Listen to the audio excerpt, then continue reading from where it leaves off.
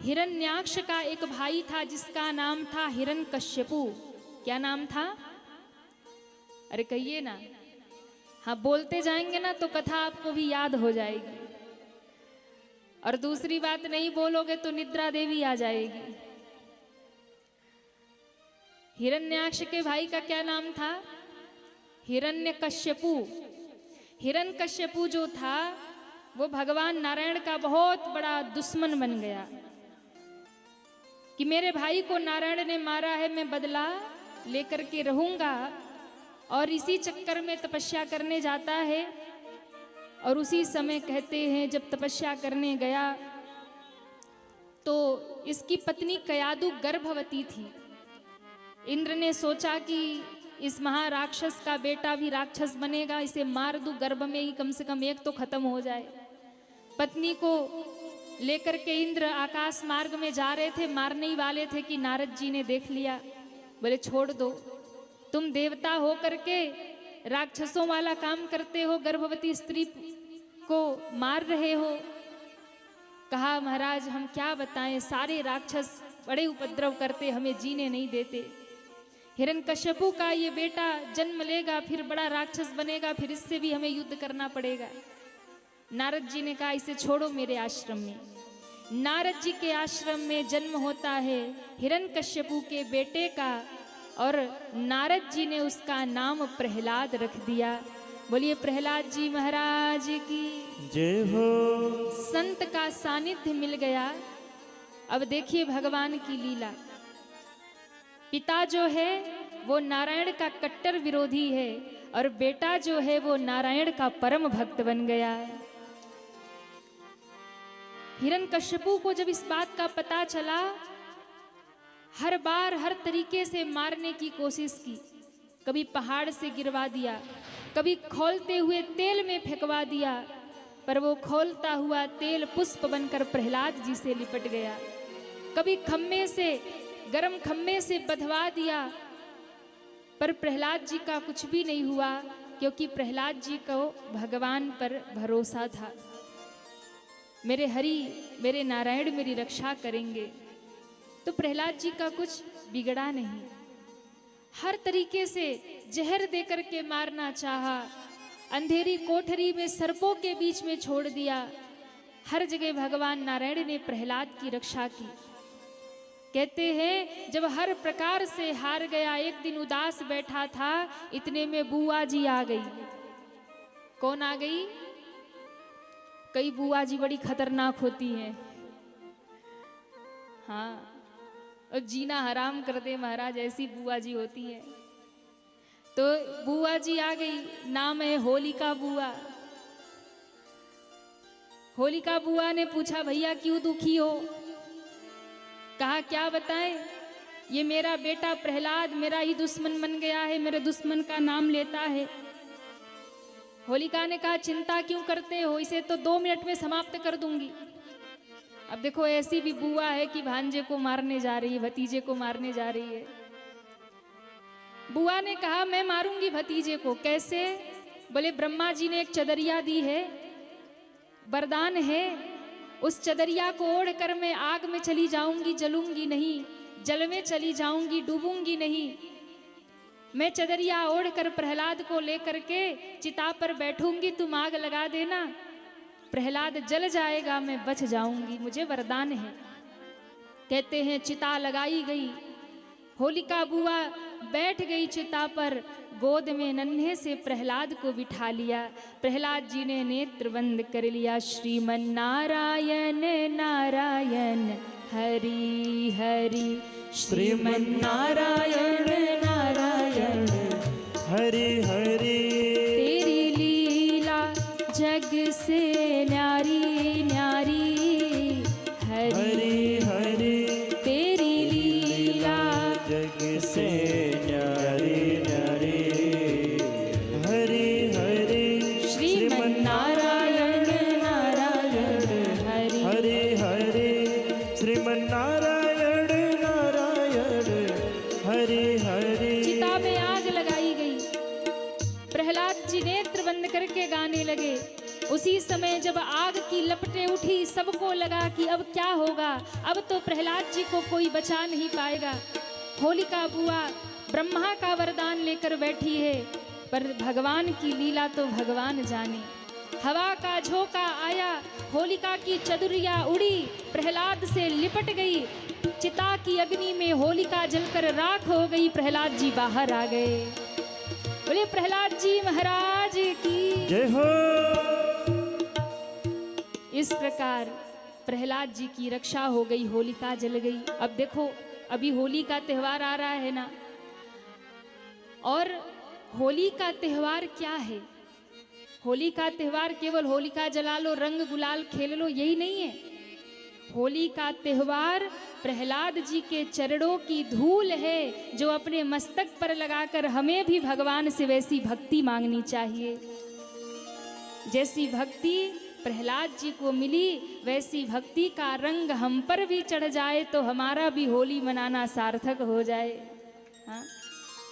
अभी होलिका दहन को लेकर के बड़ी दुविधा हो रही है कि होलिका दहन किस दिन किया जाए, 2 मार्च को या 3 मार्च को किया जाए। अच्छा, दुविधा का कारण ये है कि होलिका दहन का जो समय होता है वो फाल्गुन शुक्ल पक्ष की जो पूर्णिमा है, फाल्गुन शुक्ल पूर्णिमा, यानी पूर्णिमा के दिन ही होलिका दहन होना चाहिए, फाल्गुन पूर्णिमा को। लेकिन फाल्गुन पूर्णिमा 2 तारीख को प्रारंभ हो रही है, 2 मार्च को, पर उस दिन जैसे पूर्णिमा प्रारंभ हो रही है उसके साथ भद्रा काल भी शुरू हो रहा है। अब भद्रा काल में 2 काम तो वैसे तो भद्रा काल में करना ही नहीं चाहिए, कोई भी शुभ काम, क्योंकि भद्रा अति क्रोधी हैं। कोई भी शुभ काम करता है तो उसका उल्टा हो जाता है, अनिष्ट हो जाता है। भद्रा यदि आकाश में रहे तो ठीक है, पाताल में रहे तो ठीक है, पर पृथ्वी पर जब भद्रा का समय हो तो उस समय कोई भी शुभ कार्य नहीं करना चाहिए, क्योंकि अति क्रोधी हैं भद्रा, अशुभ कर देती हैं। तो भद्रा जब लगता है तो उस भद्रा काल में न तो रक्षा बांधना चाहिए, ना होलिका जलाना चाहिए। होलिका दहन भी भद्रा काल में यदि करोगे तो अनिष्ट होगा, और रक्षाबंधन भी कभी भी भद्रा काल में नहीं मनाना चाहिए। जब भद्रा का साया ना हो तभी हमें भाइयों को रक्षा सूत्र बांधना चाहिए। अब इस बार 2 मार्च को संध्या में 5:55 पर पूर्णिमा तिथि आरंभ हो रही है, पर उसी समय भद्रा भी शुरू हो रही है, भद्रा भी लग रही है। और ये भद्रा आरंभ हो जा रही है शाम को ही। अब रात्रि में होलिका दहन होता है, पूर्णिमा की तिथि है, लेकिन भद्रा में होलिका दहन करना अशुभ है, हर प्रकार से अनिष्टकारी है, नहीं कर सकते। तो फिर 3 तारीख को 3 मार्च को होलिका दहन करें तो उस दिन ग्रहण लग रहा है, चंद्र ग्रहण है। तो अब बहुत सारी दुविधा लोगों में चल रही है कि आखिर होलिका दहन किस दिन करें और होली किस दिन मनाएं।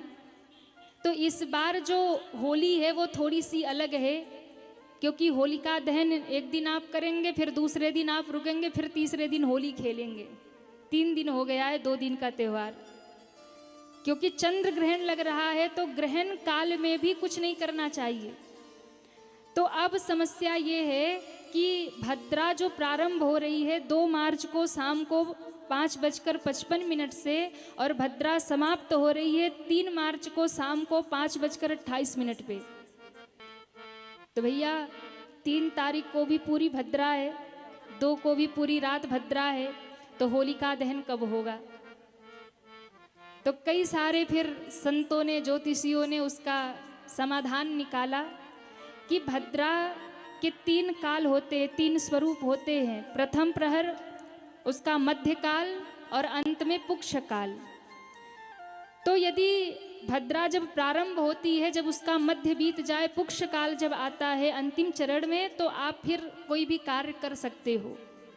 तो भद्रा जो लग रही है उसका पुक्ष काल जो आ रहा है वो आप रात्रि को 12:50 से लेकर के 2:02 का समय है 2 तारीख को, 2 मार्च को। उस समय में आप होलिका दहन कर सकते हैं। अथवा तो अगर आप उतनी रात्रि को नहीं कर पा रहे हैं तो फिर दूसरे दिन 3 मार्च को शाम को जब ग्रहण काल समाप्त हो जाए तो 6:22 से लेकर 8:50 का समय है 3 मार्च को। इस बीच में भी आप होलिका दहन कर सकते हो। अब आप कहेंगे कि होलिका दहन अब अपने हिसाब से आप देख लेना, 2 मार्च को करना है तो रात को 12:50 के बाद, और 3 को यदि करना है तो शाम को आपको 6:22 के बाद से 8:50 तक ये समय है। अब 3 को करना है, 2 को करना है, आप अपने हिसाब से देख लेना। लेकिन अब होली कब मनाई जाएगी? क्योंकि 3 मार्च को ग्रहण काल हो रहा है, प्रथम इस वर्ष का चंद्र ग्रहण लगने वाला है। और ग्रहण काल में ग्रहण तो शाम को लगेगा, लेकिन सूतक दिन में ही शुरू हो जाएगा, सुबह से ही शुरू हो जाएगा। जब सूर्य ग्रहण लगता है तो उसमें 12 घंटे का सूतक काल होता है, और जब चंद्र ग्रहण लगता है तो उसमें 9 घंटे का सूतक काल होता है।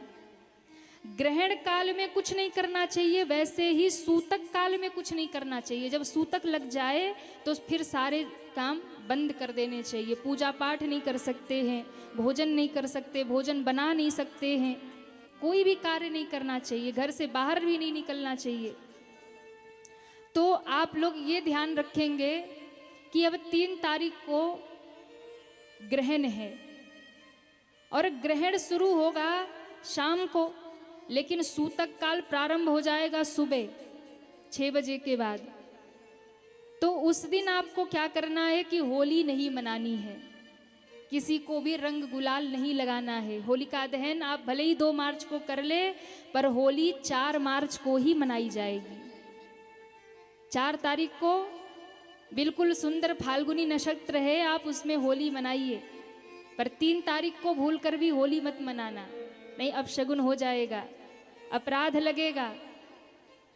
शुभता चाहते हैं तो 4 मार्च को होली मनाइए, और उस दिन तो ग्रहण लग रहा है। अच्छा, होलिका दहन जब भी आप करिए तो कुछ चीज़ों का आप विशेष ध्यान रखें। होलिका दहन करते ही है आप लोग, जैसे भी करते हैं, लेकिन कुछ उपाय यदि होलिका दहन का आप कर ले तो उससे आपके जीवन में लाभ अच्छा मिल सकता है। यदि होलिका दहन के साथ कुछ उपाय उसके साथ यदि आप कर लें, जब भी होलिका दहन करना है, उसका दर्शन करने आपको जाना है या उसके पूर्व में आप दर्शन करने जा रहे हैं, तो होलिका में कुछ गोबर के उपले जरूर लेकर के जाइए।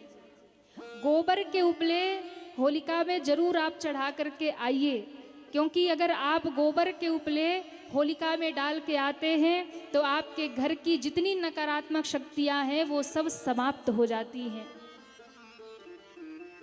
गोबर के उपले। दूसरी बात, यदि लक्ष्मी की कृपा चाहिए तो होलिका में थोड़े चंदन जरूर चढ़ा करके आइए। चंदन की लकड़ी आप थोड़ा समर्पित करके आइए होलिका जी में परिक्रमा करके, तो आपके घर में लक्ष्मी का वास होगा, आपके घर का क्लेश दूर हो जाता है।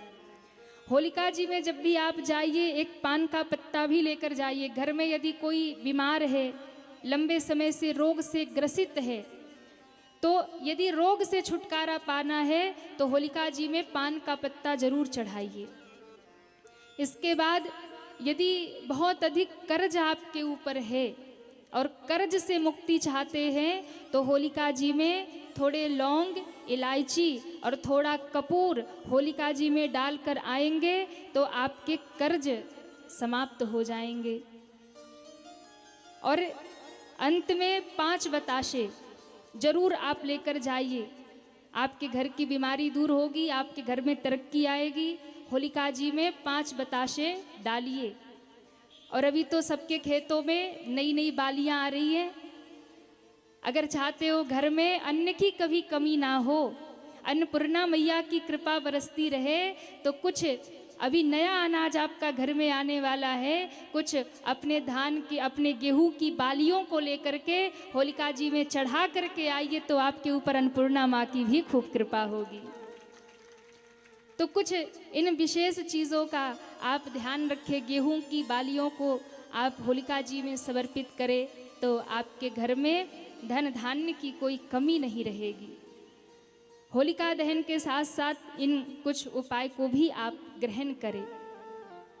अब 3 मार्च को चंद्र ग्रहण है और चंद्र ग्रहण का जो समय है वो दोपहर 3:20 से लेकर के शाम 6:47 तक है। ये तो ग्रहण का समय है। इसमें बैठ करके खूब जप करिए, खूब भजन करिए, खूब भगवान का स्मरण करिए, साधना करिए, ध्यान करिए। लेकिन उसके पहले सूतक काल प्रारंभ हो रहा है सुबह 6:30 बजे। अब सूतक लग जाएगा तो आप फिर भी कुछ नहीं कर सकते। इसलिए अपने घर के ठाकुर जी की सेवा, अपने मंदिर में भगवान को भोग लगाना है या कुछ भी भोजन बनाना है तो आप 6 बजे के पहले बना लीजिए, क्योंकि घर में बच्चे भी हैं, वृद्ध भी है, कोई ऐसा भी होगा जिसको कुछ खा के ही दवाई खानी है। तो भोजन बनाइए, पर भोजन सूतक लगने पर अशुद्ध ना हो, इसके लिए उसमें कुशा या तुलसी पत्र डाल दीजिए, ताकि आपके घर में बच्चे हैं, वृद्ध हैं, कोई रोगी है, तो ऐसे लोगों को आप भोजन दे सके। सूतक काल में ऐसे लोग भोजन कर सकते हैं, कोई दोष नहीं है। बाकी यदि आप स्वस्थ हैं तो फिर सूतक काल का पालन करिए। यदि आप स्वस्थ हैं तो भोजन मत करिए, उसके पूर्व भोजन कर लीजिए। अपने घर के भगवान की, ठाकुर जी की सेवा, स्नान, पूजा, आरती जो भी करना है 6:30 बजे के पहले कर लीजिए।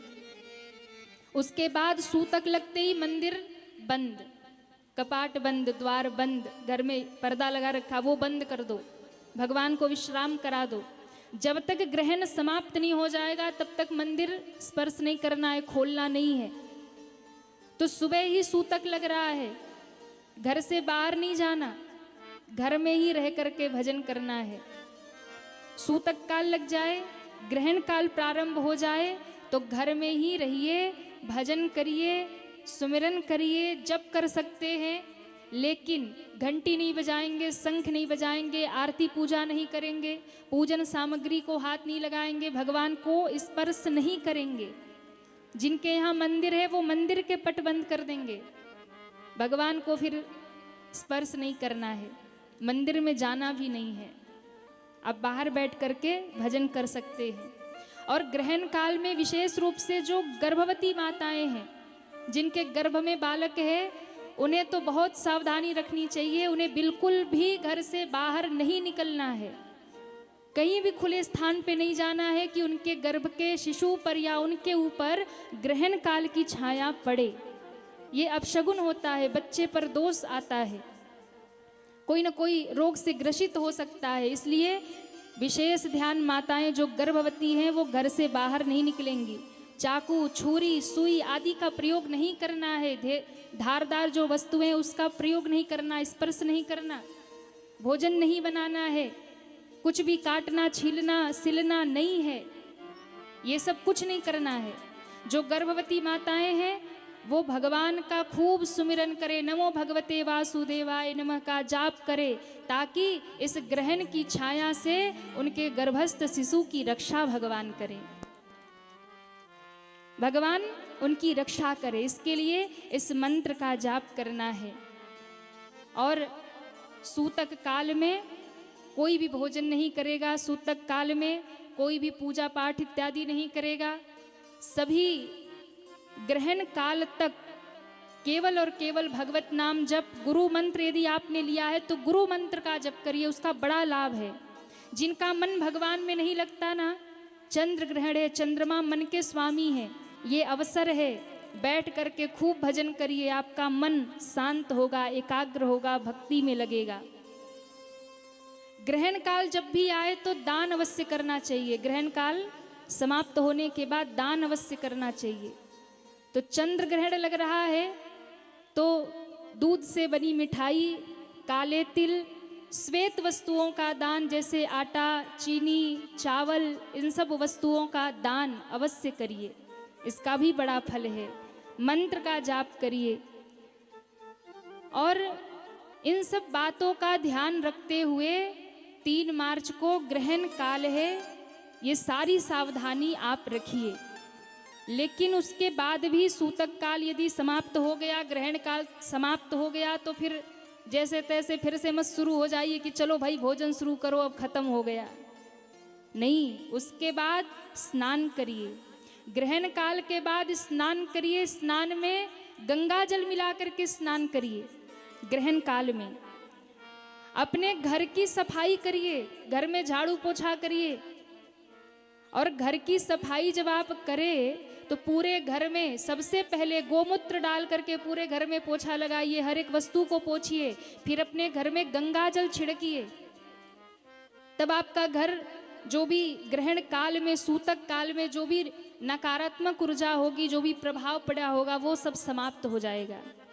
खुद स्नान करिए, मंदिर को स्वच्छ करिए, घर को स्वच्छ करिए, गोमूत्र से घर में पोछा लगाइए, गंगा जल का छिड़काव करिए और धूप दीप या कपूर जला करके उसका धुआं पूरे घर में दीजिए। इसके बाद में अपने घर के भगवान को भी स्नान कराइए, उनके वस्त्र बदलिए और फिर उन्हें प्रसाद बना करके पवाइए और खुद भी ग्रहण करिए। इन सारे नियमों का पालन अवश्य करिए। ऐसा नहीं कि ग्रहण खत्म हो गया तो बस अब कहानी खत्म, अब कुछ नहीं करना। नहीं, इसके बाद में ये सारी चीजें करनी बहुत जरूरी है, ताकि ग्रहण काल में आपके घर पे यदि कोई छाया पड़ी भी हो तो सब समाप्त हो जाए। विशेष रूप से आप सब इन बातों का ध्यान रखें। तो मैं आप सबको निवेदन कर रही थी कि इस बार की जो होली है वो भैया 3 दिन तक चलेगी, क्योंकि एक दिन तो भद्राई चल रही है, दूसरे दिन ग्रहण है। तो होली आप सब 4 मार्च को ही मनाएंगे। बोलिए भागवत महापुराण की जय हो। तो ऐसे प्रहलाद जी के कारण आज भी हम लोग होली का त्योहार मनाते हैं। होलिका जल गई, प्रहलाद जी बच गए और तब से हम सनातनी होली का त्योहार मनाते हैं। ये होली का त्योहार कोई त्योहार नहीं है, ये एक भक्त के जीत का त्योहार है जो हम प्रतिवर्ष मनाते हैं। ये भक्ति के विजय का त्योहार है। हाँ, बुराई पर अच्छाई की जीत हुई। प्रहलाद जी जब बाहर आए ना, हिरण्यकश्यपु ने देखा मेरी बहन जल गई, बड़ा क्रोधित हुआ और इतना क्रोधित हुआ कि महाराज प्रहलाद जी को मारने दौड़ा। बोले प्रहलाद, आज ना तुझे छोड़ूंगा ना तेरे नारायण को छोड़ूंगा, बता तेरा नारायण कहाँ है। प्रहलाद जी ने कहा पिताजी कहाँ नहीं है, वो तो हर जगह है। तो क्या इस खम्भे में तेरा नारायण है, तेरा भगवान है? बोले हाँ। उठाई गदा, जैसे ही घुमा करके प्रहार किया, खम्मा फाड़ कर गर्जना करते हुए नरसिंह भगवान प्रकट हो गए। बोले नरसिंह भगवान की जय हो। नरसिंह भगवान की जय हो। भयंकर युद्ध नरसिंह भगवान से हुआ और नरसिंह भगवान ने हिरण्यकश्यपु का वध कर दिया। बोले नरसिंह भगवान की जय हो।